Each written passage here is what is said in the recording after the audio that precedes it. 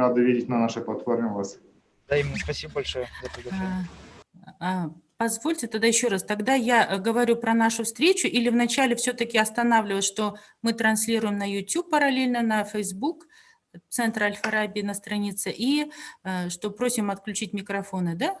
Это до начала, наверное, да? Да, вначале, когда скажете в целом о проекте, тогда же можно до перехода к нашим спикерам. Перед тем, как представлять спикеров, вначале у вас такая информация ладно. будет.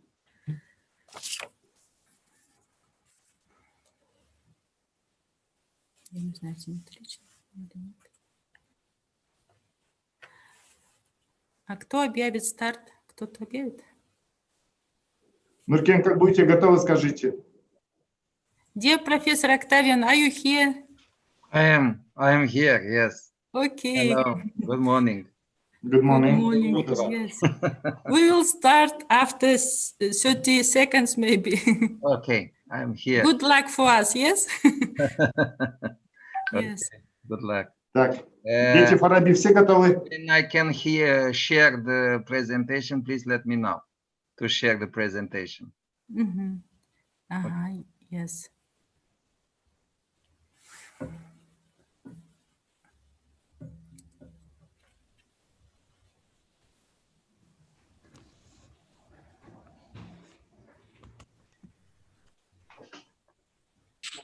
Здравствуйте всем еще раз. Все готовы? Да.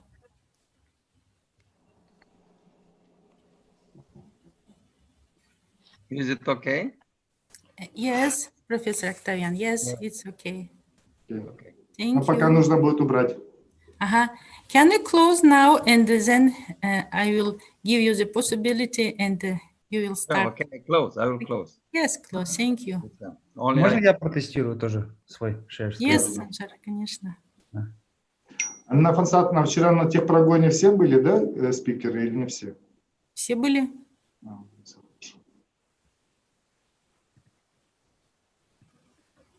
Так, Да, Санжар, все видно. все, понял. Отключаю. Окей.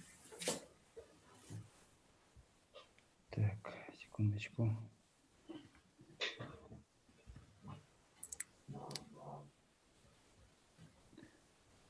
Ой, как тут? Сейчас.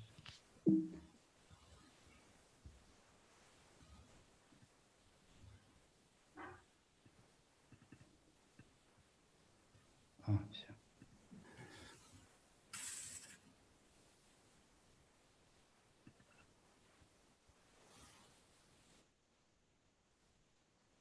Джавсон, подождем. Поэтому он должен был выходить с офиса IT.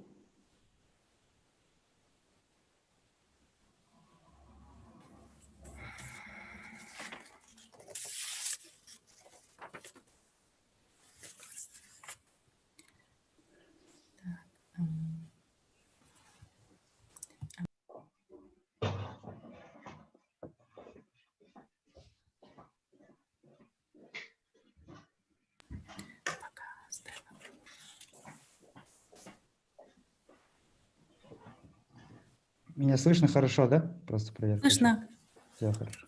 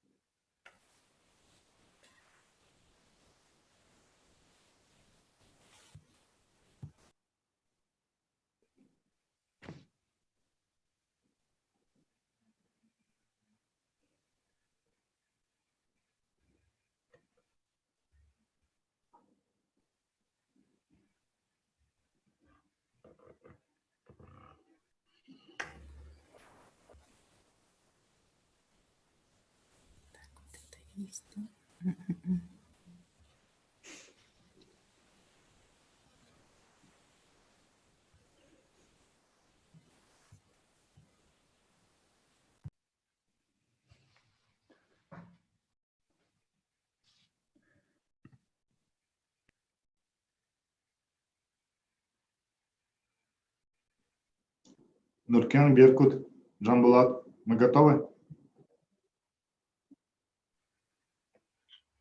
У нас уже трансляция на Facebook началась, да?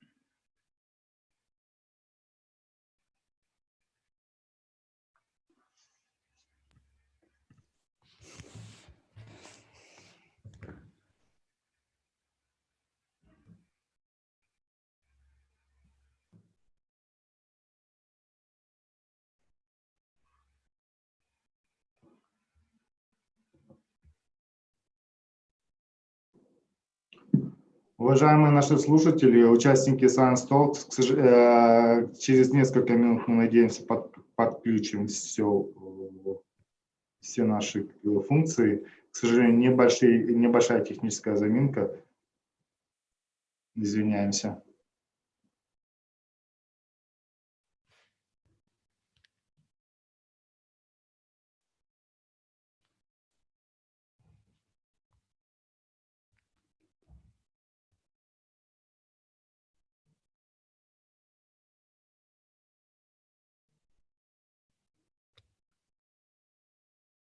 Very Kush, микрофон. Very Kush. Готовы? Джамбулат, Да, готов. Амина. Амина, подтвердись. Все. Ну, с Богом. Поехали. Здравствуйте, уважаемые участники Science Talks. Сегодня у нас вторая встреча в рамках серии 3.0 Абу-Наср Аль-Фараби «Философ цивилизации. Этика и гуманизм». Наша сегодняшняя тема – это гуманизм и уважение личности, профессии будущего. Позвольте немного рассказать о Science Talks. Ключевая идея Science Talks заключается в популяризации последних достижений науки и техники через диалог ученых и заинтересованной общественности.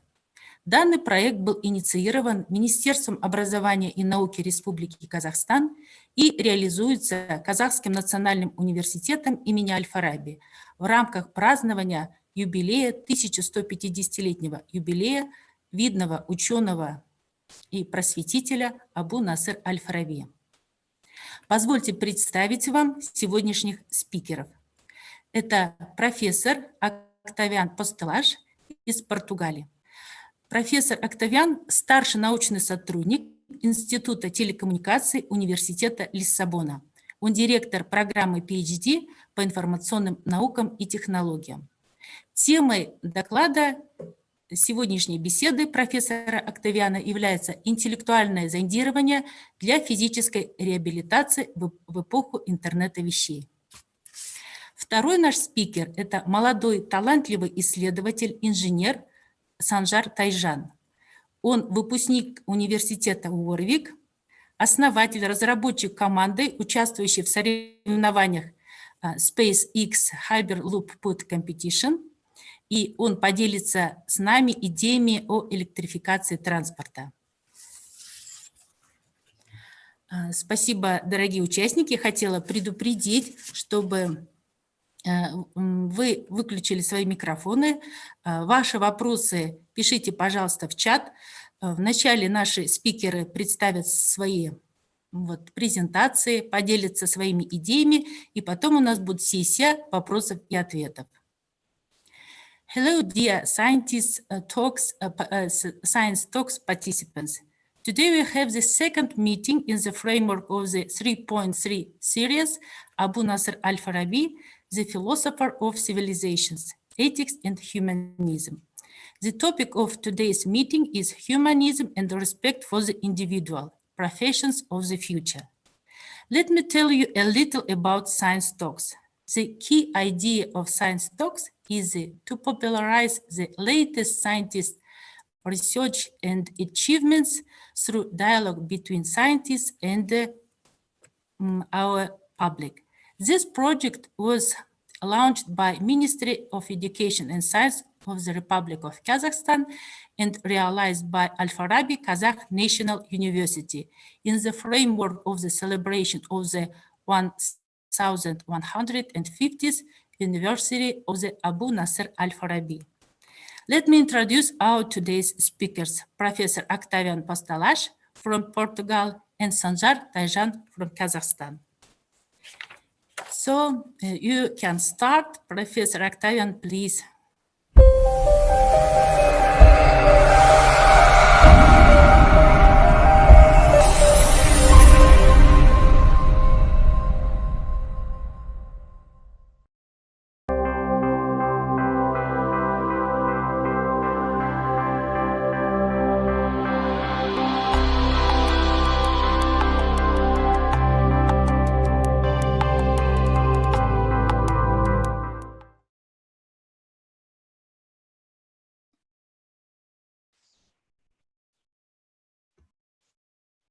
Hello, good morning. Доброе утро. I'm very happy to present some of my work and my teamwork in the framework of this series of presentation that was mentioned before. My presentation for today is Smart Sensor for Physical Therapy in IoT Era. As was presented, I'm working in the University Institute of Lisbon, and also I am a senior researcher of Institute of Telecommunication. It's a national research institute. The outline of my presentation, I try to, okay.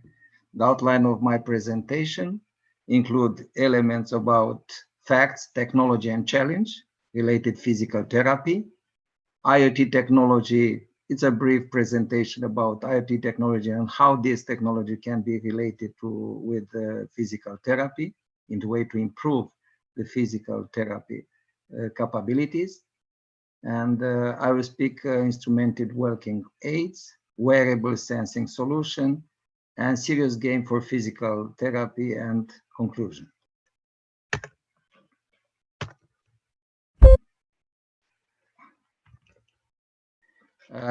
Few facts related physical therapy.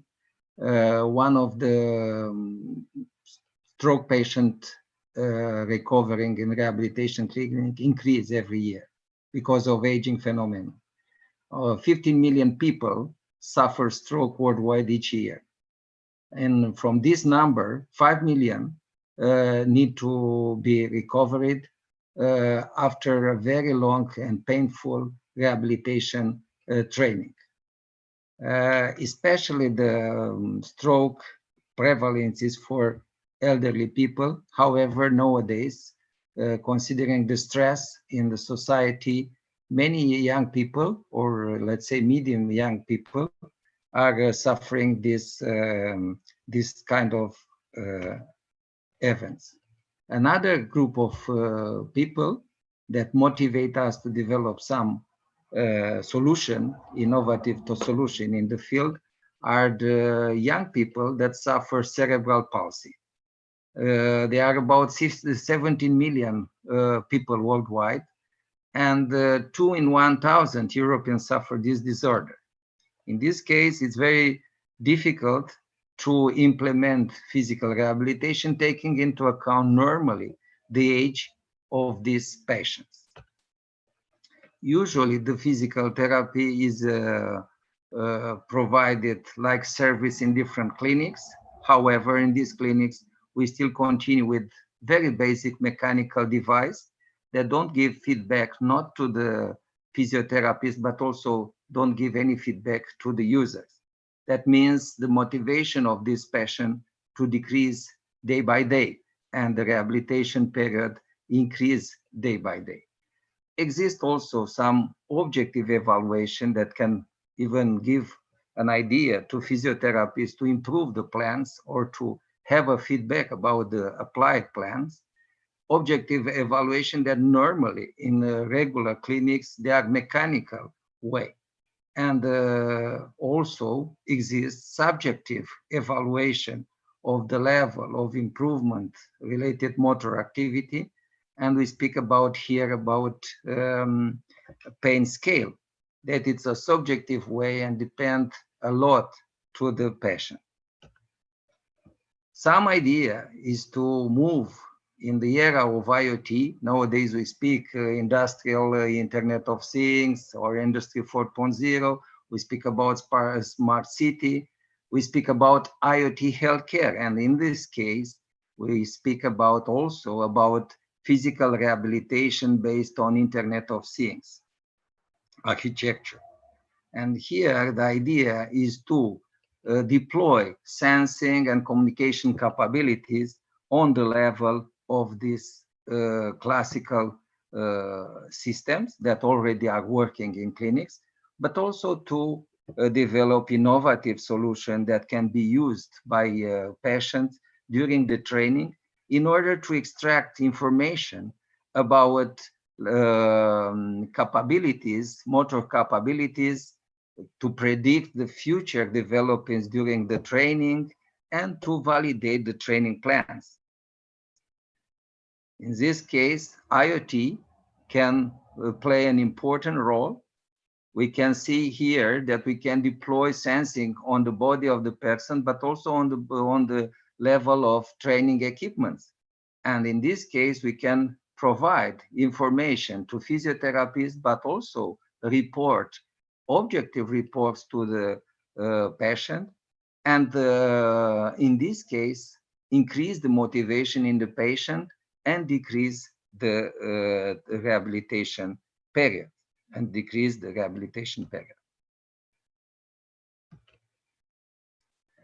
Thinking about IoT, it's a new fashion, but still well-fashioned, because IoT appear in 90s, for sure not so developed, but nowadays we speak about 1 trillion healthcare devices that are connected to the internet that make the IoT implementation huge.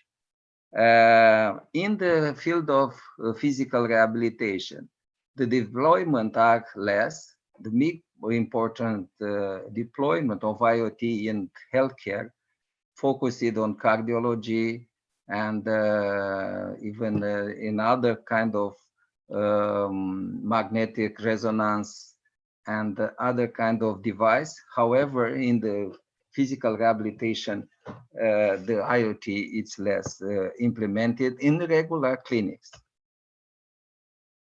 Few words about IoT technology imply not only the communication, sensing.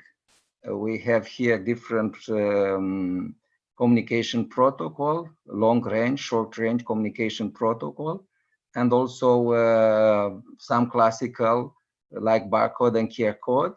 But also we speak nowadays about the computation platform like edge, fog, and cloud computing that can be used to extract data from different levels, thinking about patients, seeking a group of patients that suffer the same problems during the rehabilitation phase.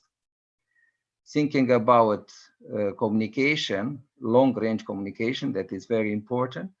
I can mention here some very known protocols like LoRa that provide us possibility to deliver information for a long range. However, it's necessary infrastructure to deliver the data till up to 11 kilometers. Or we have also other implementation, especially in China, that we speak narrowband IoT. And we hope that in the next future also the IoT healthcare will include 5G implementation. Another problem is that different devices involve different multiple protocols, and the communication between devices, that means machine to machine communication, are nowadays based on different formats and protocol like HTTP, TCP, IPv6, and so on. JSON format for the data transmission. And nowadays, we speak about MQTT, that actually it's a general used protocol in different IoT architecture.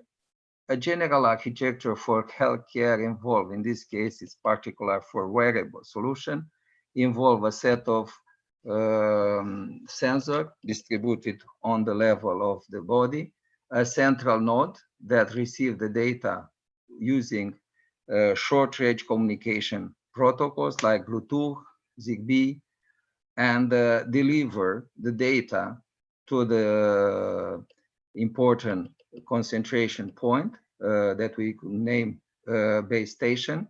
From the base station, the data is delivered to the machine learning and enable code structure where the data can process it and later deliver it to be visualize it, analyze it on the level of general practitioners, specialized people, nurse, and even people like accompanying person, that sometimes these kind of people, the patient, are making their plan, then rehabilitation plan, even home.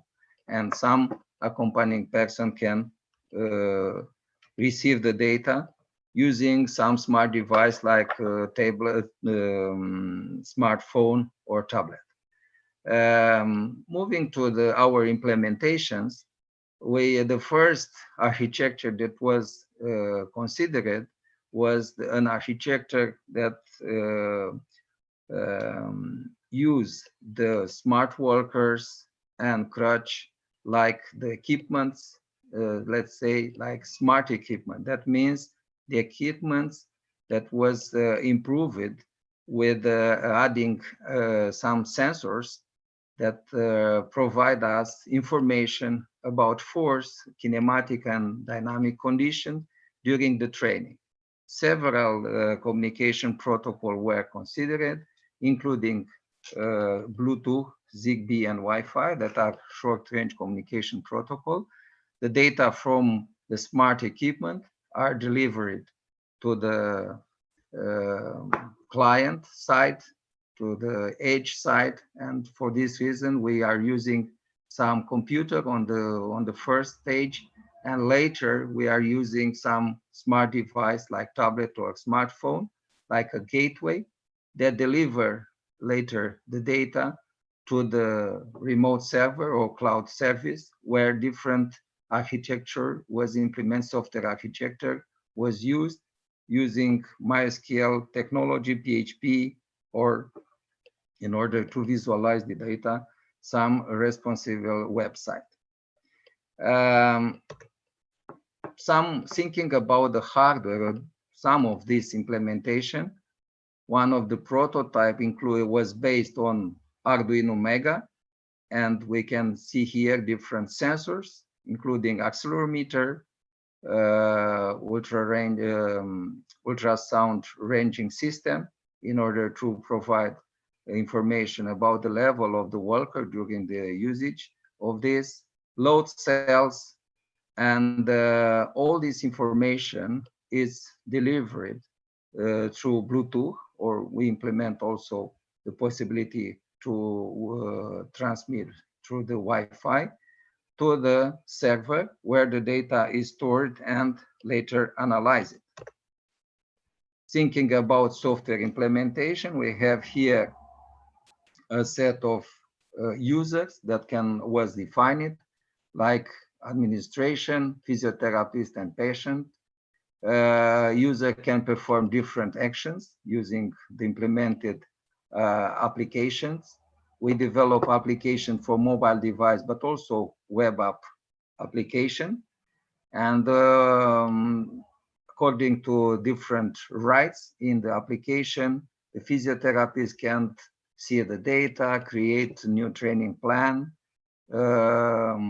see the patient workout, and we try to do different tests. Some of the tests was carried out in clinics together physiotherapists, In this case, thinking about smart walker, the idea was to see the balance of the user during the usage of this kind of walker. I want to mention here that the usage of walker sometimes is risky when the user don't know exactly to use the walker. We can see the concentration of center of force in some cases when the balance is not so good. When the balance is very good, we can see for different route a distribution of center of pressure that was sampled in with quite high frequency. We speak about till 100 hertz measuring sampling frequency in this case. And we define also together, the physiotherapists, some metrics that can give us information about the balance and also about the correct usage of the walker. And the two index was defined, one of the unbalance index, and here we consider the center of force, and if the center of force is not inside the surface defined by the legs of the walker where are mounted load cells, in this case we can estimate the level of balance, but also motoring coordination. That is the rank that define the good or the wrong usage of the walker. And here we implement a finite state machine where we define different states of the usage of the walker. I can mention here, waiting to the walker to lift off, walker is flying, waiting for injured foot to move forward. I want to mention here that actually all the people know that normally the stroke affect one of the parts. That means that the left hand and the left leg, or the right hand or the right leg. That means when I mentioned here injured foot, it's actually the part that was affected during the stroke event. And we develop it also a lab view application to visualize the index during the training.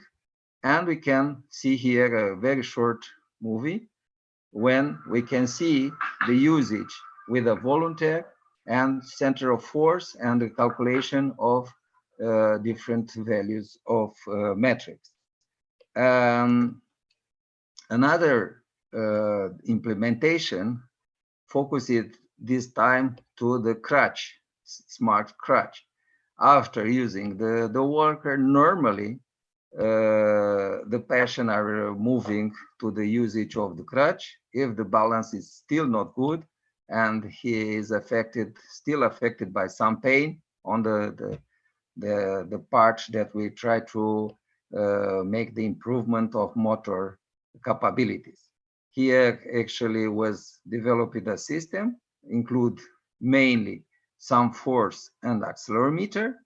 The force was measured with flexible sensors from TechScan FlexiForce that was deployed on the hand support, but also the load cells on the bottom of the crutch to measure the force applied during the usage of the crutch. It's very important to mention that these measurements are considered taking into account that the user sometimes feel afraid to give up using this crutch. That means even if he don't really need the crutch, he continue to keep the crutch for his safety. That is not bad, but we need to know if actually they still need the crutch, or it's a problem of let's say in the mental problem of thinking about his safety. The implementation include also Android technology. That means we develop a mobile application that receives through the Bluetooth the values from the sensors, store and deliver through the Wi-Fi the values on the level of MySQL database. Also was implemented a local database in the way that if no internet connectivity, it's possible the data will be stored in the local database and later will be synchronized with the remote database.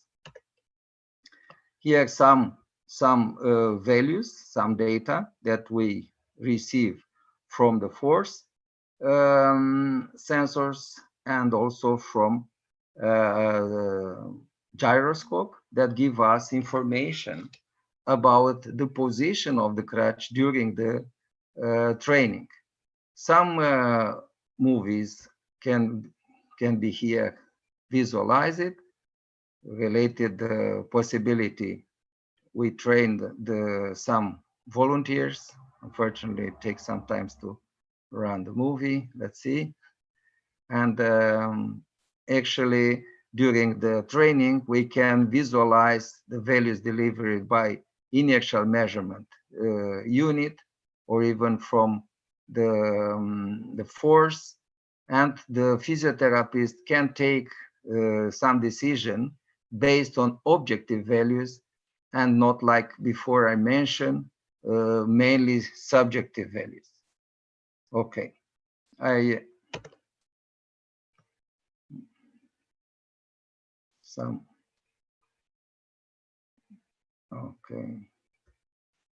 Some problem with this video.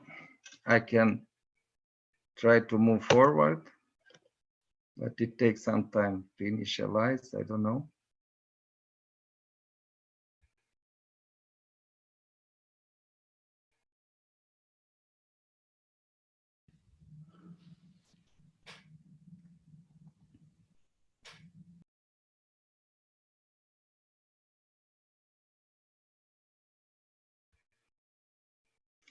Let's say just 1 minute.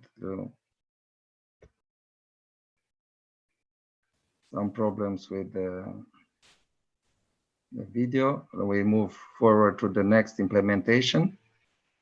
And let's say,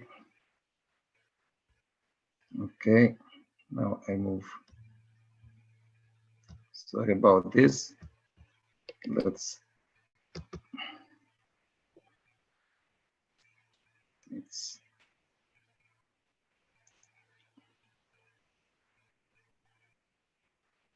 I hope that we can run again.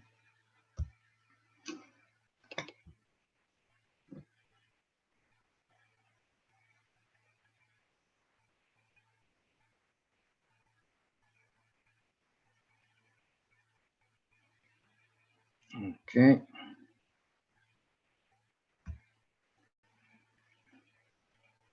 Move over here.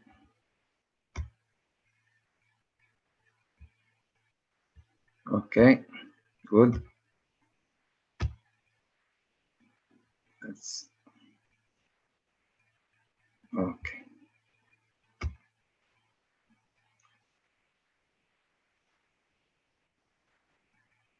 Okay.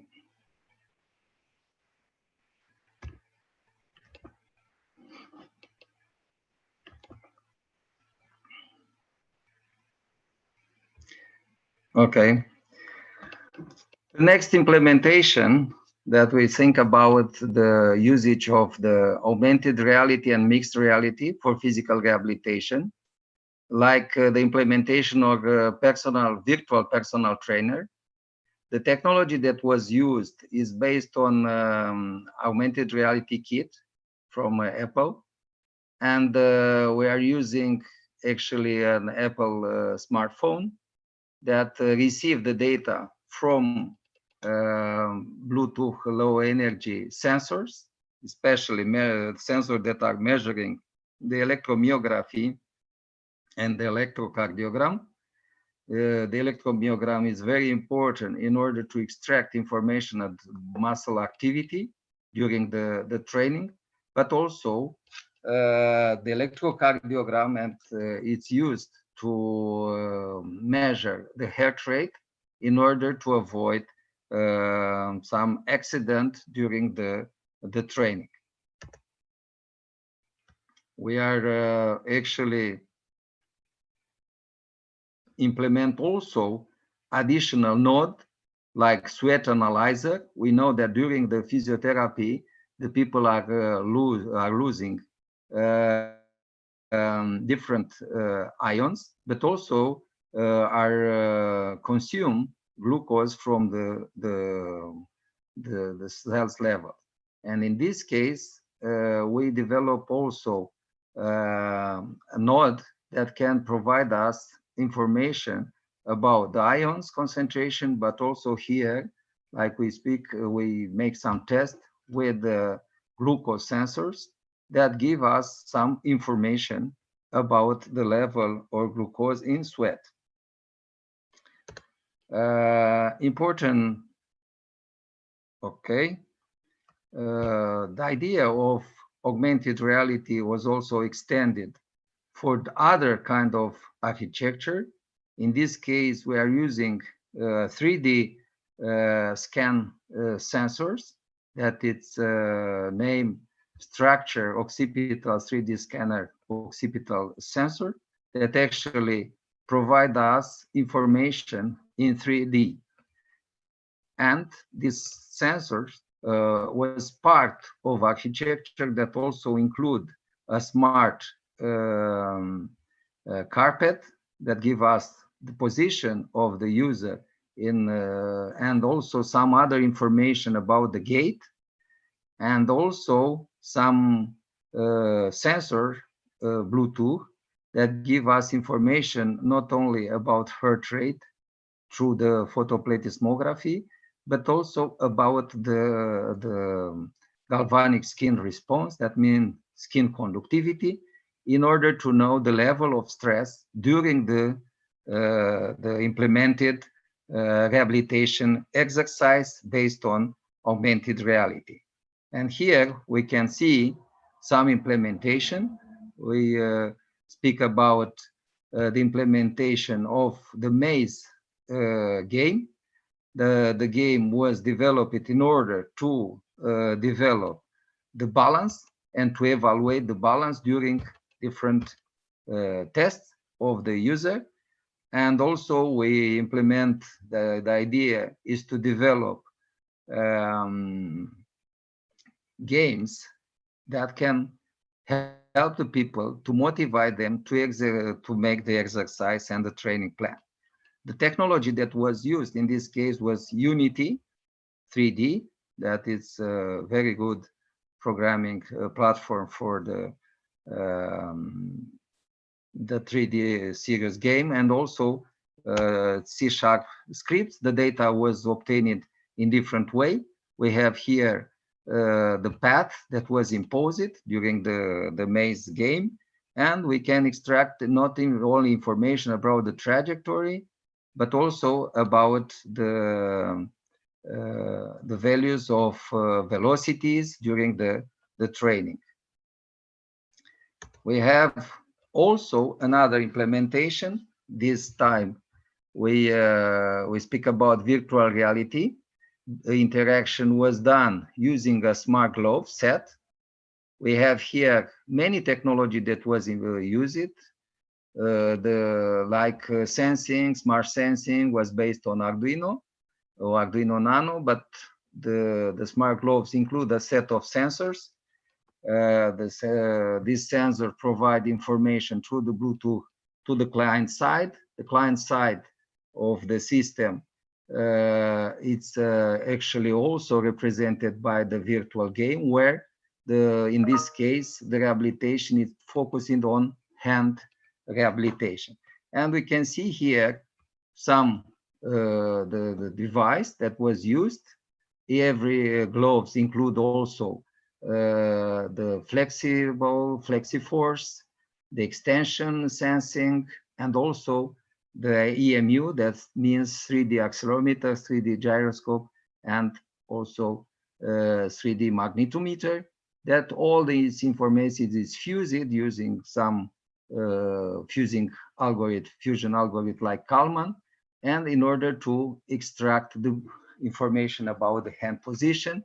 This information are used in order to act in the virtual reality. And two kind of games was developed. Games counts down game, and coffee pong game. The technology that was used, Visual Studio, C# and Unity. Some results can be visualized using the implemented mobile application. We are using here the Xamarin platform, and we can see that the user can identify using QR code that was generated when the user makes registration. And also at the end of the game can be visualized different quantities, different metrics like right-hand Euler angles, or right-hand finger pressure, or even right-hand finger extension. That is very important. Another idea was to interact in remote mode with virtual reality. And here I'm presenting an implementation also for hand recovery exercise. The idea was to use the lip motion sensor. The lip motion sensor provide information about the different joints coordinate in 3D. That means we have X, Y, Z for each joint of the finger. And this information is very important also for the physiotherapist when, in the case of stroke or in cerebral palsy, he focused on hand rehabilitation. The architecture, the general architecture, as you see, you have the sensing, you have the client size, but at the other side, the data go to the remote server. Remote server delivers the data to the tablet, and the user receive this information.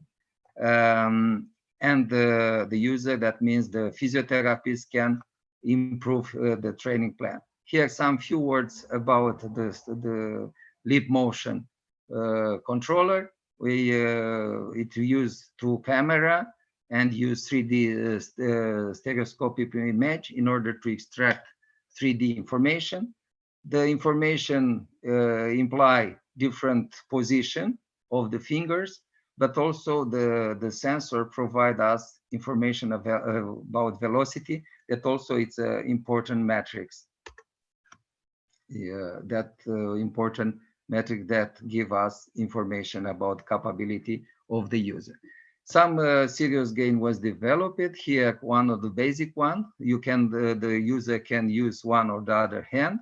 During the game, all the information about joints of the fingers is stored in the database and later can be visualized. Another idea, thinking about that, sometimes people are necessary not only motor recovery, but also cognitive recovery. And also when we speak about cerebral palsy, is very important too, was developed a game based on 10 objects. And here I will try again. I don't know, I'm a little bit afraid to put the video, maybe we'll block again, but let's try. Okay, seems it worked. We can see the game implementation that we can move different objects, or even we can select specific object. The game, after this, we have the trajectory of different joints, and we can make an evaluation of different joints during the game. Here we have some results, including Poincaré plot, that you can compare different points for different users, or you can compare the evolution during the game for the same user but on different times. That means you can extract information about evolution in time of the capability to move his hand. And in order to visualize the data, Xamarin application was developed for smart device like tablet or smartphone. We can see here also information about the position, but also thinking about the game, also the values, the score obtained for during different sessions. And in conclusion, we can say that smart physiotherapy expressed by tailored environments, like we mentioned. In some cases, we speak about augmented reality, mixed reality, or virtual reality. And smart object, we speak here about different kind of, let's say, smart gloves, smart worker, and so on, can be very important to extract objective information and to reduce the rehabilitation time. It's very important, the personalization of the serious game.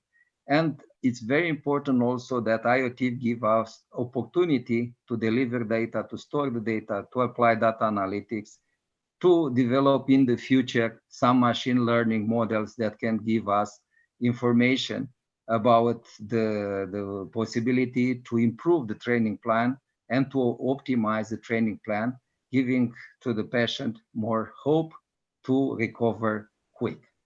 Thank you very much. Dear Professor Octavian, thank you very much for a very interesting presentation. You demonstrated us a lot of technologies, a lot of devices, and so I think you motivate our young scientists and researchers to work in this direction. Thank you very much. And after the second presentation, we will start this session of question answering. Okay? Okay. Пожалуйста, вам слово. Thank you a lot. Thank you.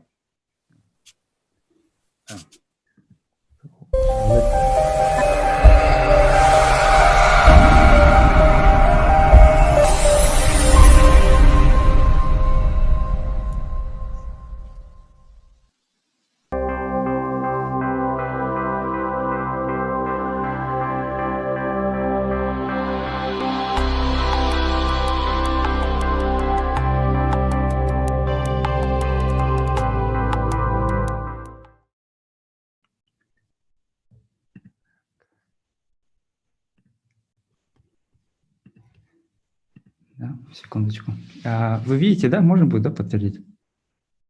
Да, Санжар, все в порядке. Ага, все хорошо. Ну, сперва хочу поблагодарить организаторов за приглашение презентовать коротко, чем я занимаюсь, и также рассказать вообще перспективы именно этих технологий в Казахстане.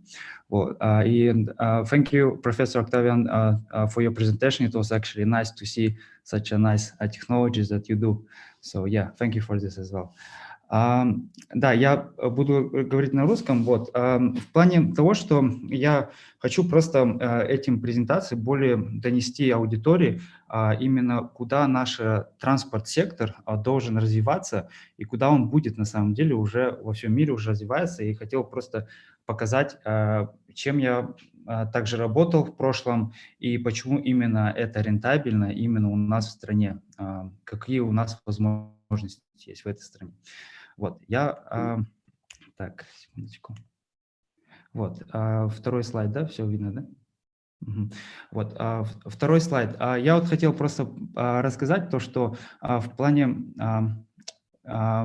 того, что почему именно Казахстан, я первым слайдом хотел, также, может, многие уже это знали, но упомянуть то, что на самом деле у нас в Казахстане электричества и на самом деле сырья очень много именно для индустрии транспорта.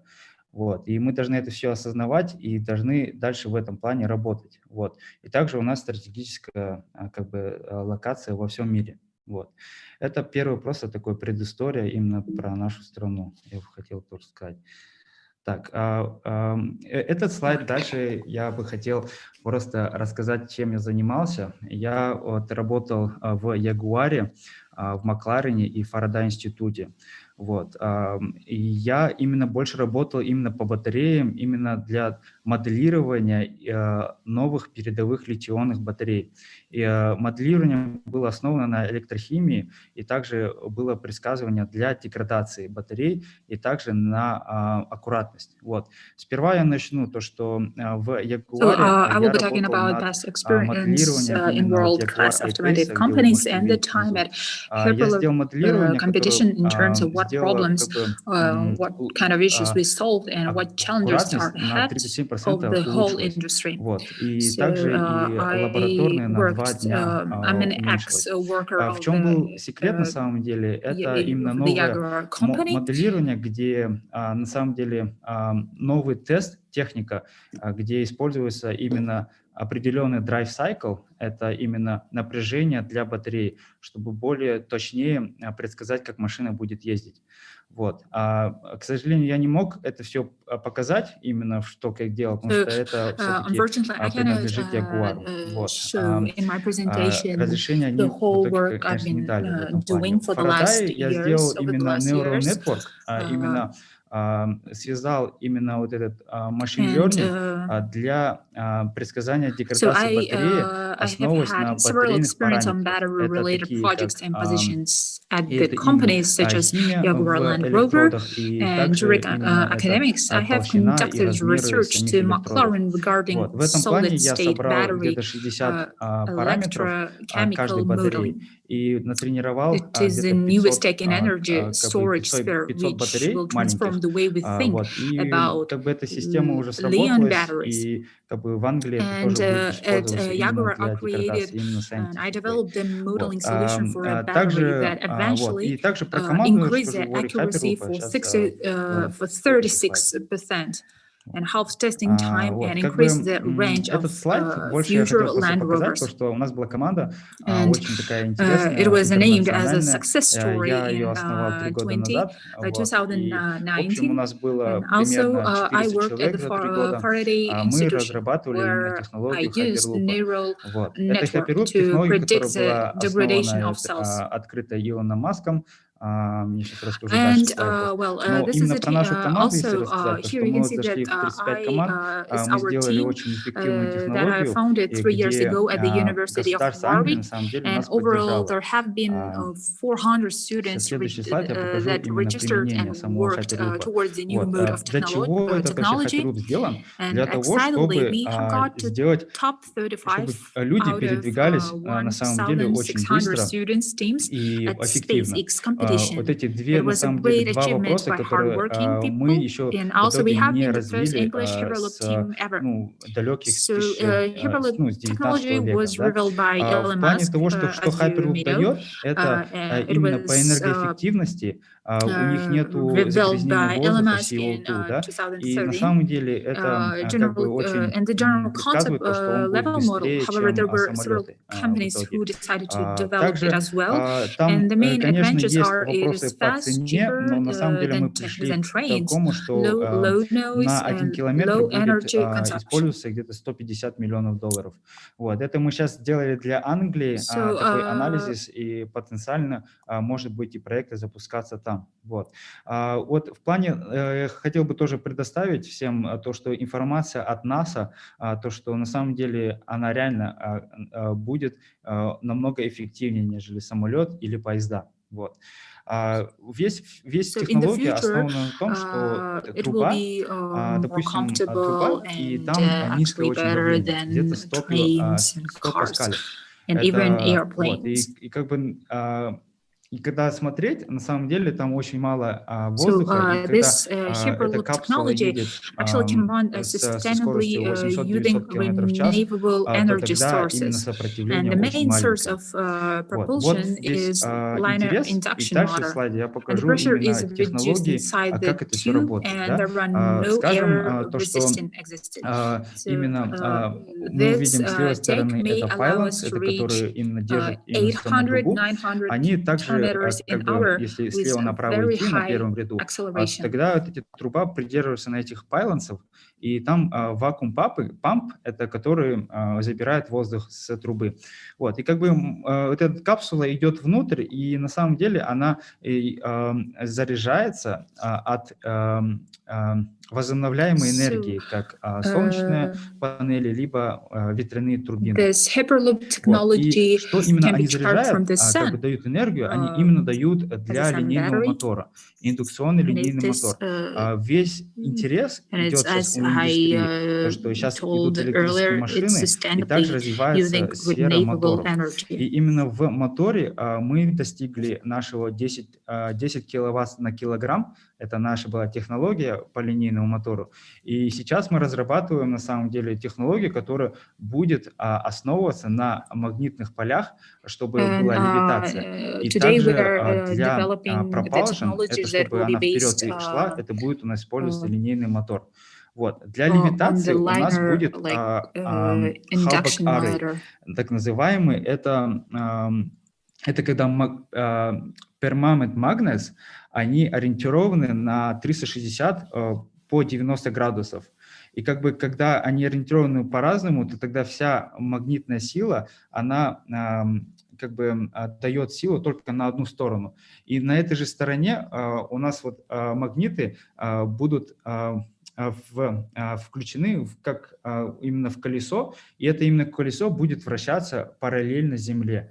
Вот, как бы сейчас я, конечно, не мог это показать, потому что это IP, мы сейчас доделываем для патентов, но именно эта структура, когда вращение идет колеса параллельно Земле, то тогда она дает левитацию, и именно с этой левитацией мы подключаем линейный мотор, чтобы наша капсула шла вперед. И тогда мы даже и убираем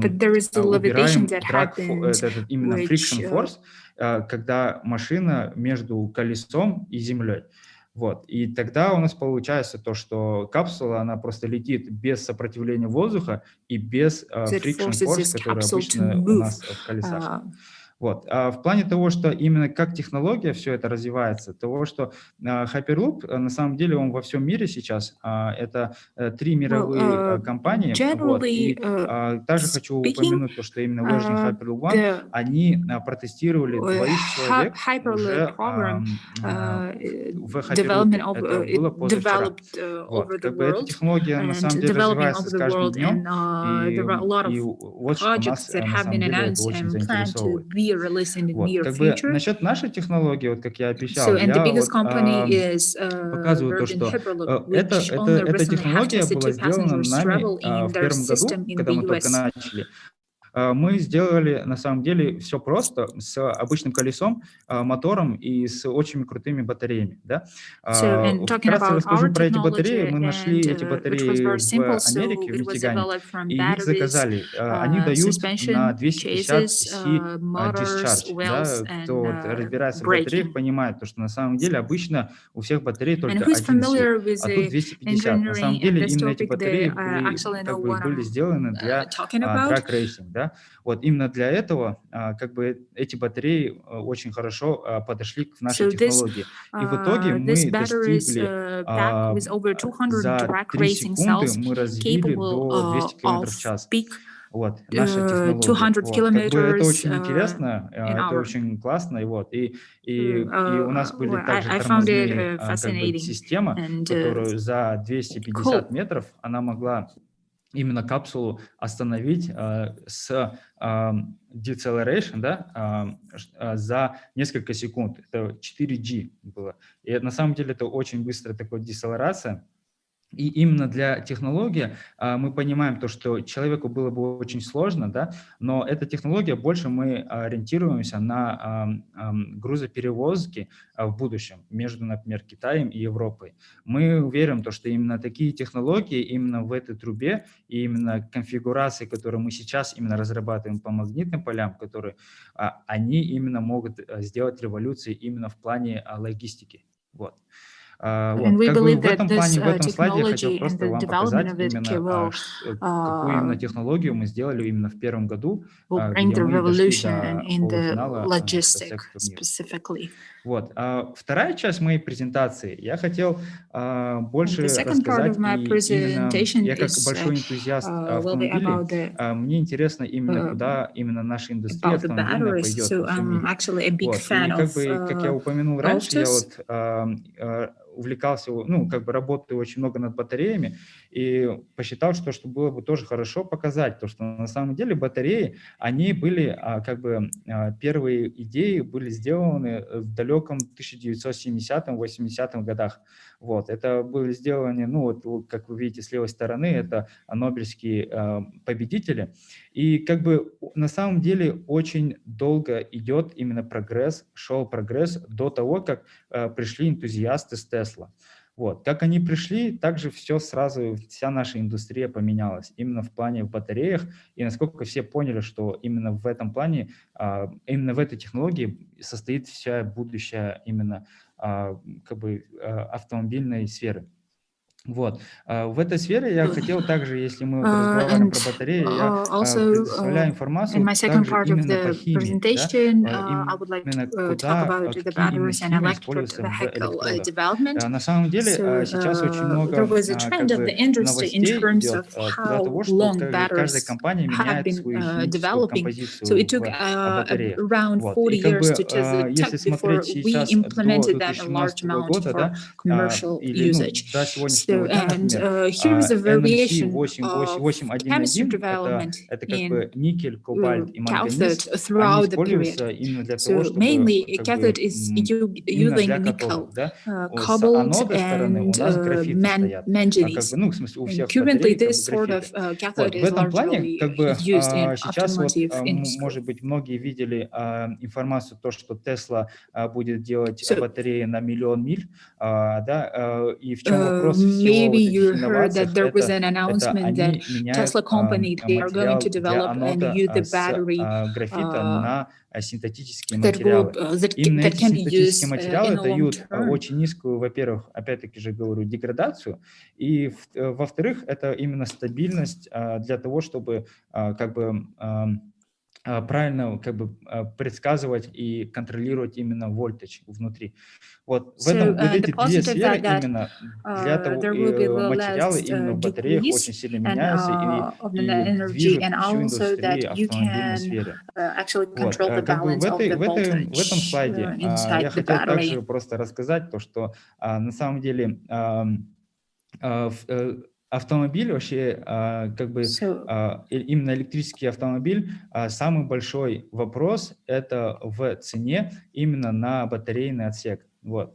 И если же мы решим именно этот вопрос по батареям, то тогда на самом деле есть большой шанс, что люди будут покупать именно платформу машины внизу. Вот именно если вы видите, если убрать вот с левой стороны картинку вот этот кузов, именно эту платформу люди будут покупать и потом менять кузовы. Вот именно это будет сама революция самой автомобильной сферы, когда люди будут просто брать, например, эту платформу и с каждым временем просто менять кузов. И тогда, на самом деле, как бы машины будут очень, как бы, они будут, цена автомобиля будет падать. Вот. Второй график с правой стороны, я хотел вам просто, ну, как бы показать то, что вот именно я вот говорил про катоды, да, именно материалы химии, и в каждом есть плюсы и минусы именно в каждой химической композиции. И каждая машина выбирает свою композицию, да. Если вы посмотрите именно безопасность некоторых, на самом деле, композиция, она очень низкая. Вот. Также хочу упомянуть, то, что именно насколько она как бы cycle life, да, сколько раз можно будет разрядить и зарядить, у всех тоже разные, да. И именно LFP, если вот видите, 5000, 10 тысяч, это доказывает то, что на самом деле она очень как бы долгосрочная. И в этом плане из-за этого одна из больших вариантов – это почему Tesla сейчас строит их Tesla в Китае именно на LFP-композиции. Да?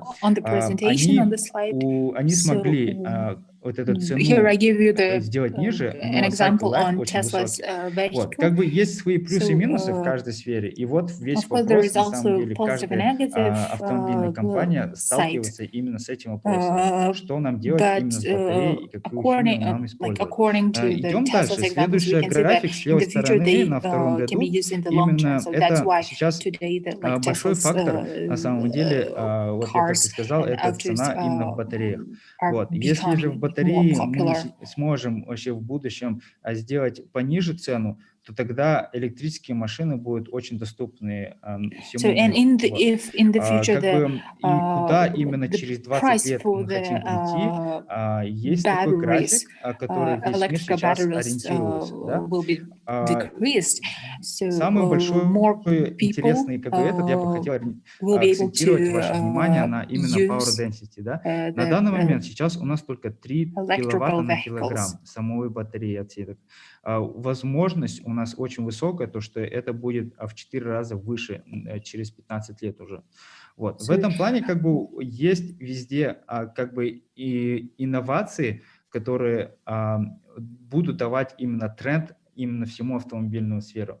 И я очень как бы, надеюсь, что именно в Казахстан, наши лаборатории по всему Казахстану, мы сможем также что-нибудь предоставить и показать именно в сфере литий-ионных батарей.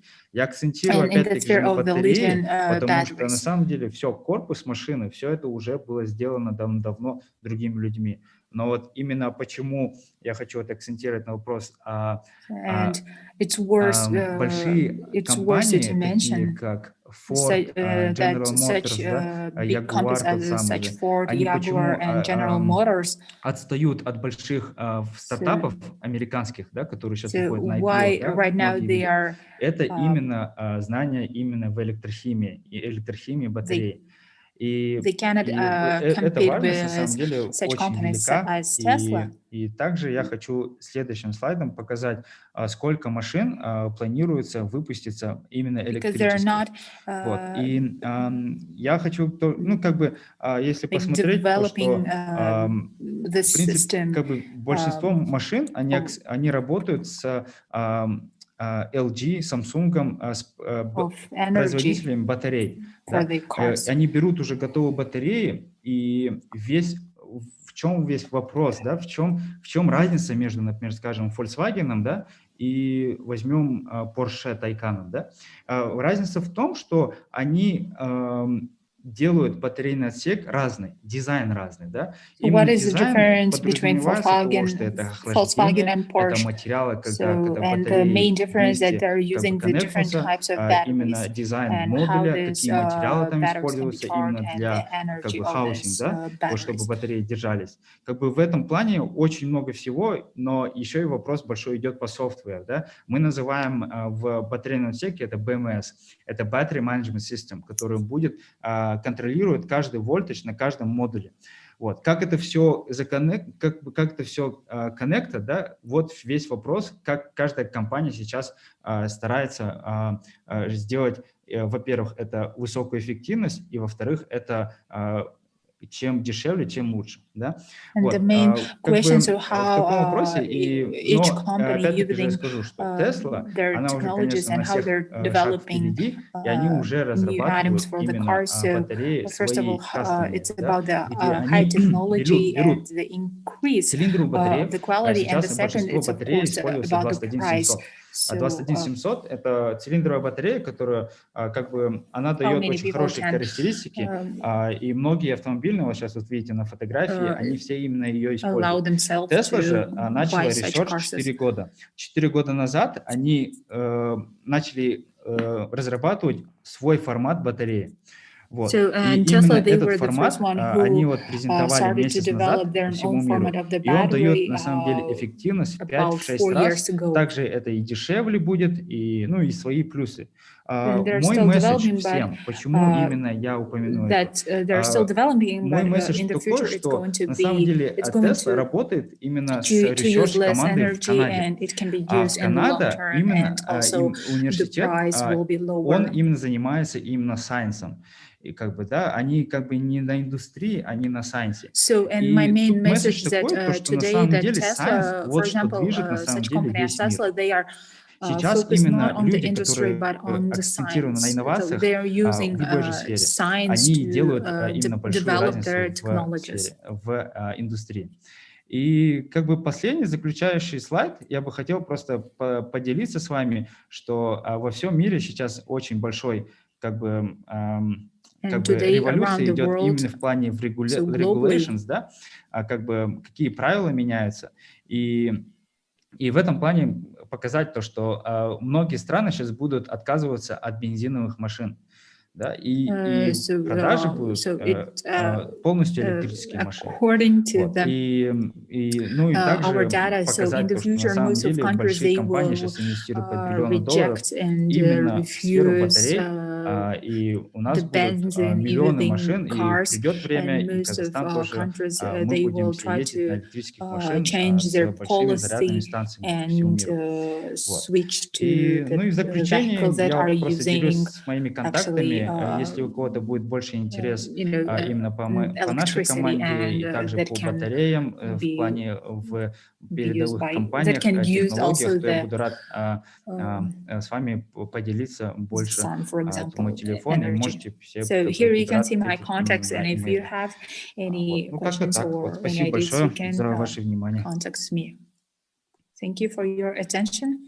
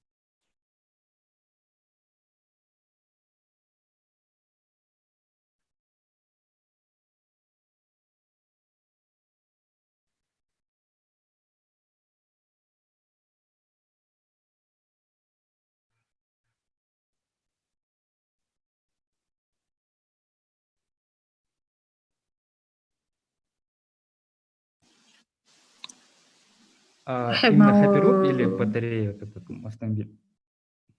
Ну, да, но на самом деле я как бы только вот сейчас прилетел в Казахстан, и я только с радостью бы на самом деле встретил бы единомышленников. Я уверен, на самом деле, даже на этом разговоре очень много таких, как хотят попробовать в новых сферах, да, либо это. Так что как бы да, я бы очень хотел бы найти на самом деле, чтобы мы вместе что-нибудь делали. И тут даже в Казахстане именно проект по батареям, либо связан с машинами. Вот. В этом плане как бы на дальнейшие этапы, то было бы очень классно на самом деле бы сработаться. Но опять-таки же сейчас я вот только прилетел сюда, я вот 5 лет меня в принципе не было в Казахстане, я в принципе так еще не начинал никакой либо этот, чтобы вот работать уже с людьми, да, в Казахстане.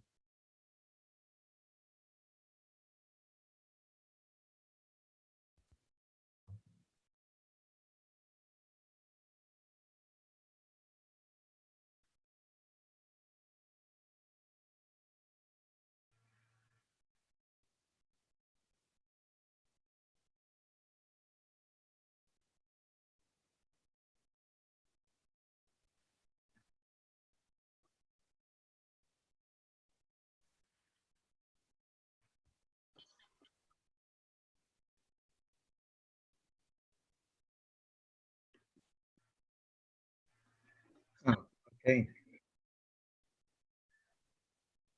Yes, is there something better?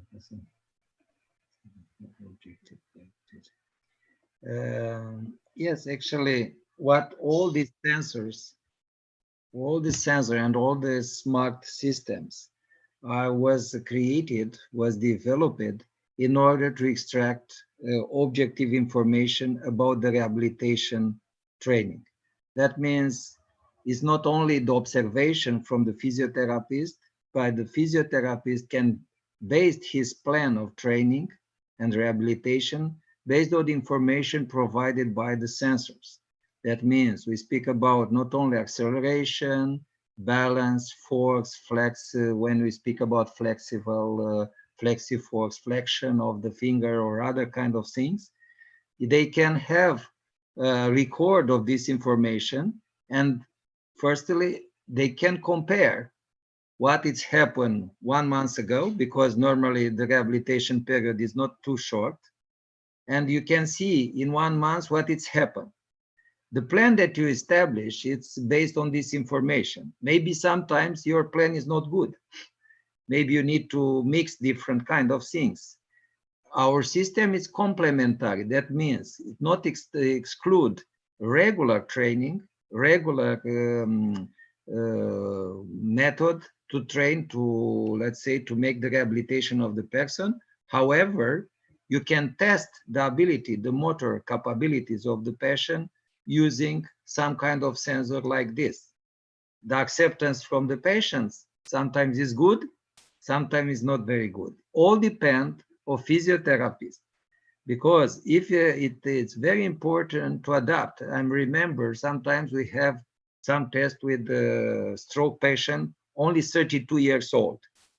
And this patient want to do everything to recover shortly, because she need to go back to the work. However, the difficult sometimes is when, let's say, 70 years old person that normally don't have so enough motivation to recover and to make everything to recover. It depends a lot. It's also a psychological problem if the physiotherapist can motivate in some way the person to use this technology.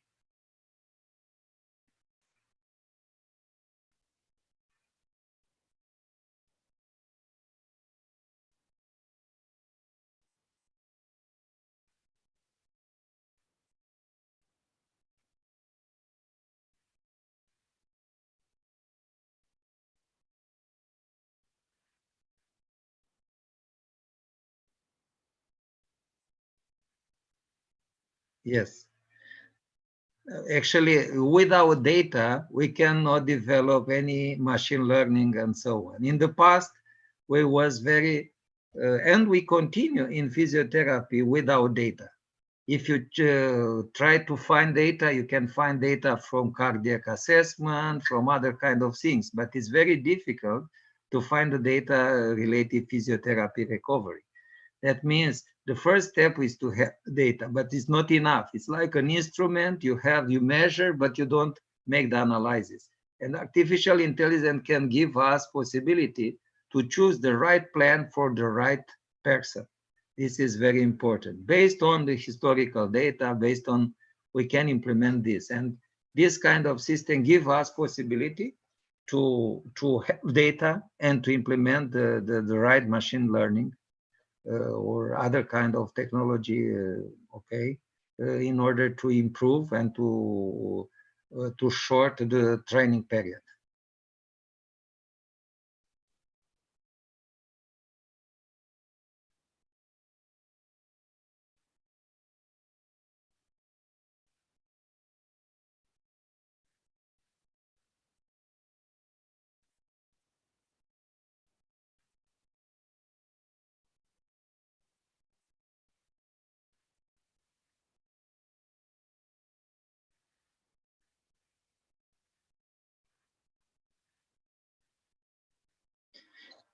I want to say that even when I finished the thesis, I am using artificial intelligence. In that time, we speak about neural network and so on. 1998-9 was concluded, but actually I started in 1993 or 4.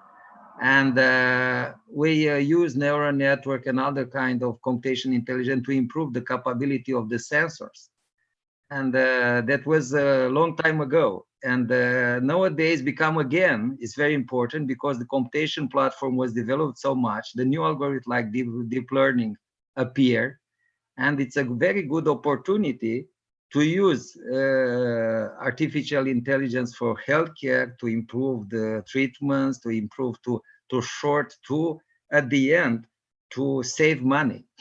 This is very important. Okay.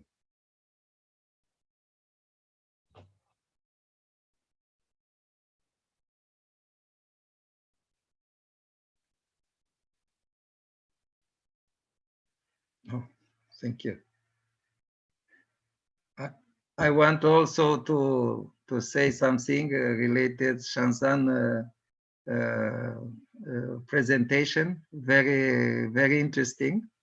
It's very challenging, and I'm very happy that he worked in two very interesting projects, and he has very good results. I believe in him more than in Elon Musk because he work actually, he don't buy things, he work to do these things. And I hope that he will develop very good work in the future. And I think that he can, I don't know, the battery is very important, but thinking about transportation, you speak about 35 years in front, what we'll have in 2035, or let's say in 15 years. It's maybe good also to think that maybe hydrogen car will appear and how the battery will compete with this kind of cars. Because if I think that the research for battery are limited, like lithium ion, it's maybe will appear new batteries and so on. It's this is sure. But I think that also hydrogen can be an option, and maybe who knows, you can also take a look in this kind of implementation too, thinking about your general idea for the, yes, it's, who knows, it's, what is your opinion about this? Yeah, definitely. Fuel cells is a future as well for different applications, especially for heavy duty vehicles. So for example, trucks and so on, because they give a high energy density, but they don't give a good power density. So I see the fuel cells actually the combination with lithium-ion batteries, which has a good power density characteristics, but kind of low energy density, and fuel cells as well. So if we actually combine these two actually technologies for a specific application like trucks, like Nikola Motors did as well, right? That's a good kind of promising kind of architecture. There are some actually disadvantages of fuel cells in terms of safety, and then there is a charging kind of, you need like a big tanks of hydrogen to kind of charge it as well on stations. But this is everything is solvable, you know, like never say never again.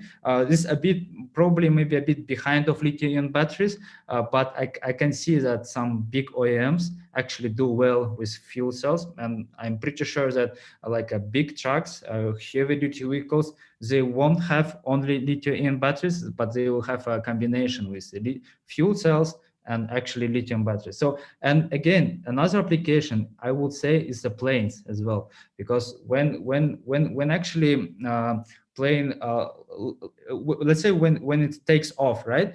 You need batteries or you need supercapacitors. If we imagine that there is no fuel, right? If we think it's fully electric, but when actually it's cruising on top, like in the air, that actually can be switched to fuel cells, and that's where actually it might be actually interesting to do. So yeah, so that's what actually also Elon said recently, that like electric planes, it's a good future.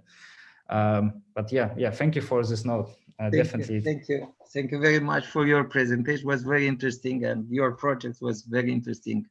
Thank and you. I want to say good luck and good health to develop more and more solutions. Thank you. Okay.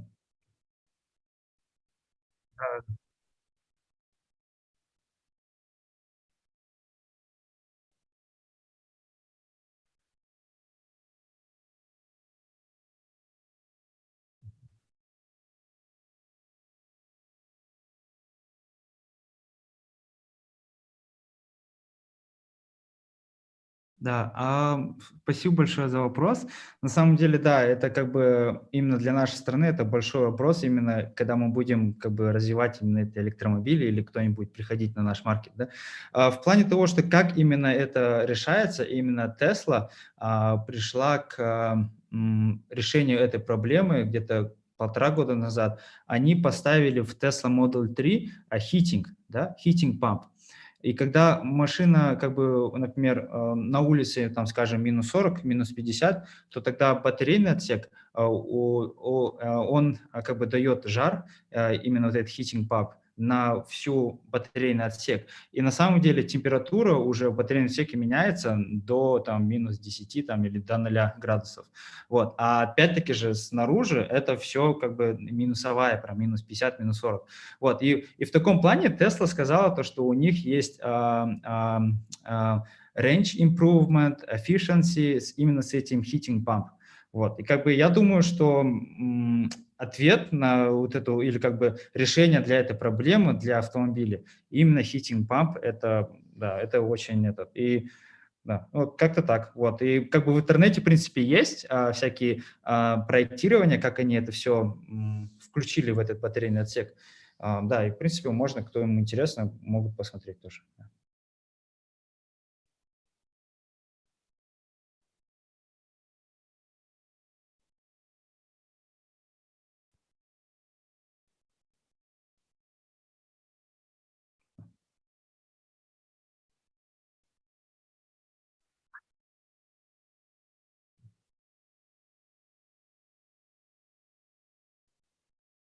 Ага. Да, heating pump там может быть через воздух, и также может быть через жидкость, да. Это как cooling systems в батарейном отсеке, да, когда мы охлаждаем, мы можем, большинство это через жидкость, конечно, делают, да, когда именно такой они делают plate, когда для охлаждения, но heating пампы также могут быть использоваться именно как структурные, как и cooling, вот, и как бы в этом плане как бы две варианты есть. Но я скажу то, что именно heating этот памп, он больше сейчас именно через liquid, когда именно его контролируют. И опять-таки же этот liquid, он не ходит по каждой там внутри батареи, там вот это все. Там просто плейт такой, и сверху стоят батареи. И именно этот плейт внизу вот такой, вот он именно как бы дает difference, да, и он задает температуру именно в этом, да. Да. Элемент пельте не пробовали использовать? Пельте. Ой, это, честно, не знаю, пельте это что? Это, может быть, я по-русски не знаю, как это переводится.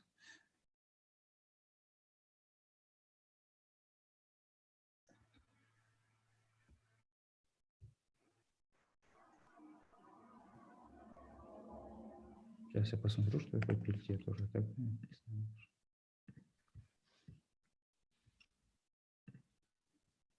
угу.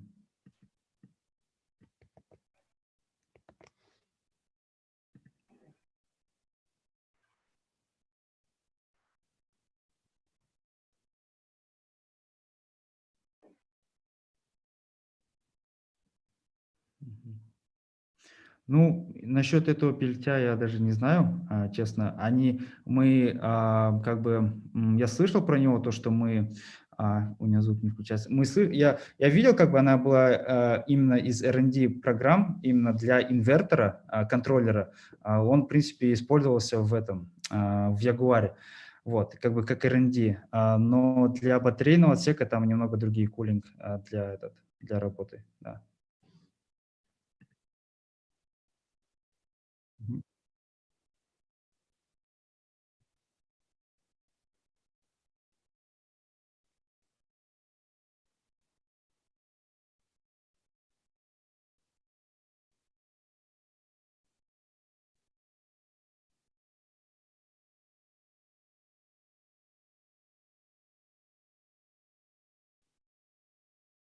Классно, классно. Да, я думаю, в принципе, я тоже посмотрю, но если вы это как бы жидкость идет, и с одной стороны вы говорите, это охлаждение.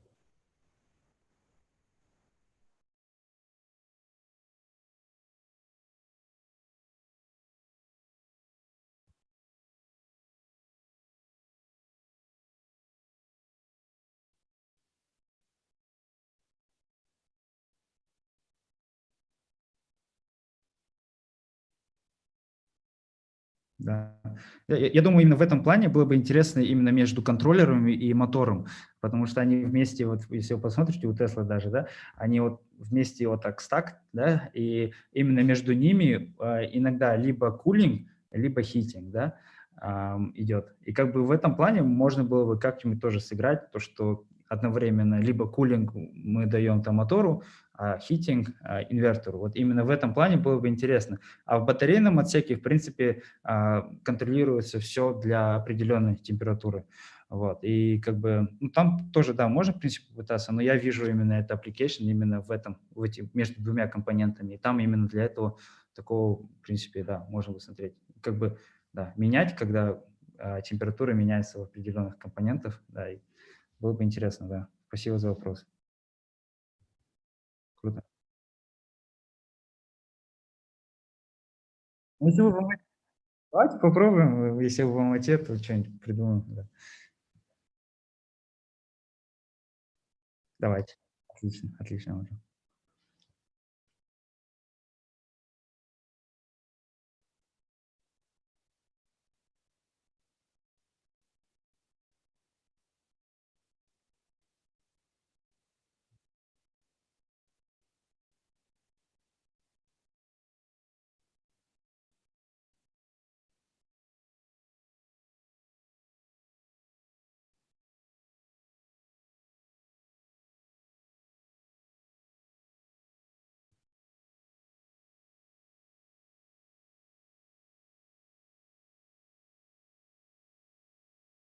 Thank you. Thank you too.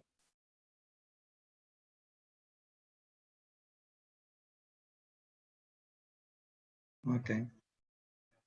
Thank you.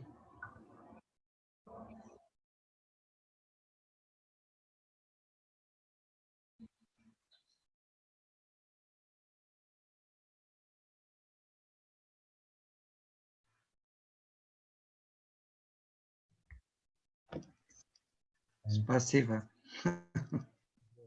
Bye. Bye. See you. Bye.